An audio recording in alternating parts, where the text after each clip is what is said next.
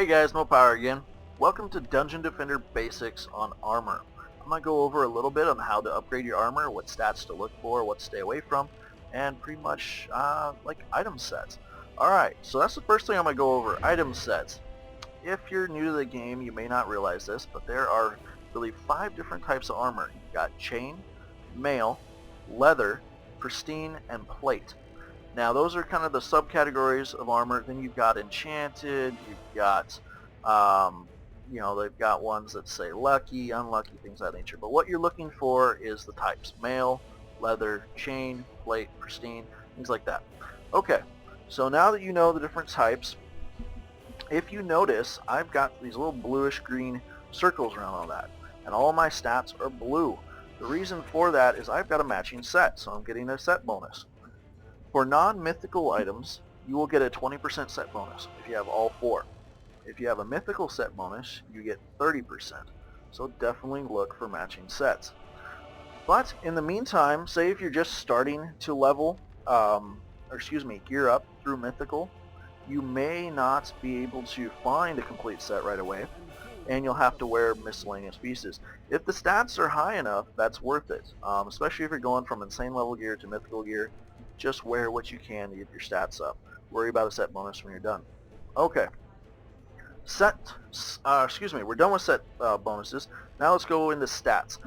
First thing I'm going to talk about is resistances. It's a pretty misunderstood fact that resistances are very key for DPS characters especially. Unless you're making a hybrid builder that you're going to keep out consistently for Nightmare, you don't really need very high resistances. Chances are you're going to be switching to a different character to DPS anyway. But we'll go into the resistances. First thing first, I'm going to show you here. 16, 6, 15, and 15. But if you watch, as soon as I pop that back in here... You're looking for something specific? Let me find it. Stats are lower. You're going to want to upgrade your resistances in the item box. Don't do it while you're wearing a set bonus. There's a reason for that. There's a soft cap on resistances at 23%. Sometimes, depending on how it rounds up, you will pop over to 24%. With a set bonus, that's roughly, I believe, 32%. When you're wearing it, that's what it will pop up to. But the reason for not wearing it and when upgrading in the box is, let me find a piece of gear here. I know I've got some partially upgraded gear. Let's see. Perfect. Okay. As you can see, I'm at roughly 24%. When I upgrade, I can't put any points in it. That's soft capped. So let's dump it here. Now watch, I'm at 39 here. Oh, there we go. Every 10 upgrades, you will be able to add to this if you have it in your item box. For some reason, with wearing it as a set, it doesn't pop up most of the time. They may fix that, I don't know. But, so don't upgrade it there. Once you're done with your resistances, you can do it whatever. It's just easier if you do it here. So just take off one piece, you can upgrade the rest of them, what have you. Just don't have the set bonus on. So once you start doing that, you've got them all capped out. Up your physical resistance. That's the number one thing. Even mobs that say lightning or fire over above them, or the little icon, they're doing half physical damage, half elemental damage. So technically they do twice as much damage as a typical mob. So you gotta watch out for that. In order of importance for resistances, physical is key. After that's fire, you find that more often, then poison, then electricity. The reason for that is, yes, there are electricity mobs out there, but the most damage you're going to be taking is from ogre fireballs. Fire comes from the mage fireballs, as well as air units. So, but once you get those up to 23%, you'll be okay. But get this up every 10. It's definitely worth it. For the rest of the 9 upgrades, you can dump them wherever you want them. Like I said, this is typically for DPS characters. You don't really have to worry about the resistances as much as a tower character because you're normally not out. So, a little bit about resistances. Okay, let me go back, put this on, and I will show you as far as normal upgrades.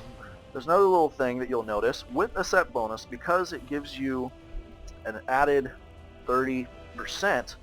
When you upgrade, every 4 upgrades, let's see, we're at 158, we go to 159. Another upgrade, 60. Oh, look at that. Instead of 161, I'm actually jumping up to 162. The reason for that is every 4 upgrades, it's going to give you 2 points instead of 1. So it pays to kind of upgrade your gear all at once versus dumping everything in to one stat. So overall, if you think about it, if you're gaining an extra point each time you upgrade every 4 levels on all the stats you're trying to raise at once, it's going to be better than putting all the points into one. It's not too hard to understand. So definitely, I mean, stick with your typical spec on how you want to keep your characters or your stats, which one's higher, things like that. But it pays to put some points into everything. So keep that in mind. Alright, so that's the basics for the stats.